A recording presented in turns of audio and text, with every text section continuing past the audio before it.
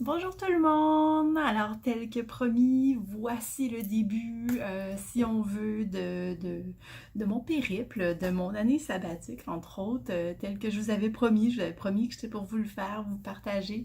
À ce jour, je ne sais pas combien de vidéos que je vais faire, qu'est-ce que je vais nécessairement vous présenter, mais bon, on va commencer, on va voir ce que ça va donner. Ce sera peut-être pas parfait, mais j'espère que vous allez apprécier.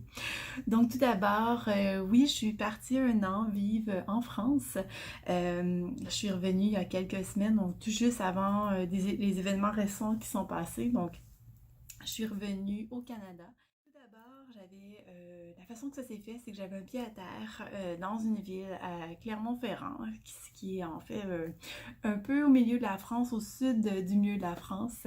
Et l'idée, en fait, c'est que j'étais pour faire un peu ce que j'avais envie de faire, selon ce que le vent était pour mener sur mon côté, comme on dit, comme bon va le vent.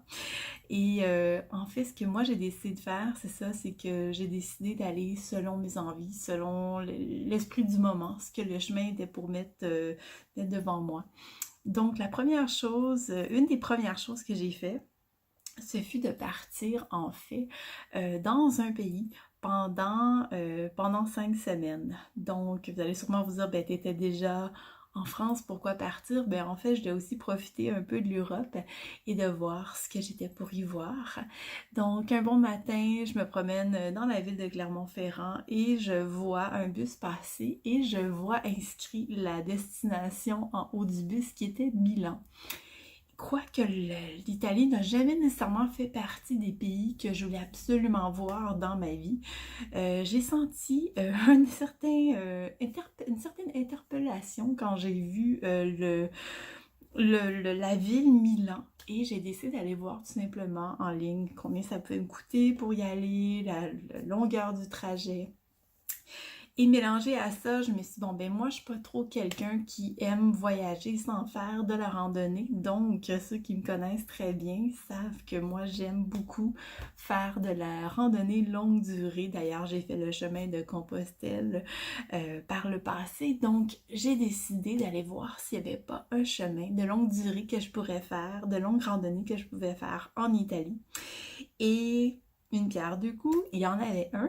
Alors, c'est la Via Francigena.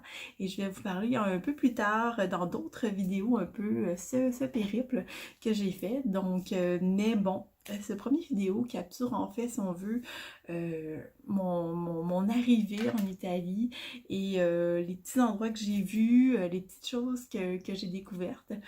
Et puis ensuite, je vais continuer par la suite avec d'autres vidéos sur la Via Francigena. Bref, j'espère que vous allez apprécier ces petits moments de partage que je vais faire avec vous. Je vais essayer que ça soit pas trop long, d'en faire un peu plus souvent. Donc, c'est parti. L'Italie, on vous envoie tous énormément d'amour. Je sais que j'ai d'ailleurs des amis italiens qui vont regarder cette vidéo que j'ai rencontrée durant, entre autres, mon voyage en Italie. Donc, ils se portent tous bien. Je leur envoie beaucoup, beaucoup, beaucoup d'amour. Alors, j'espère que vous allez apprécier. C'est parti!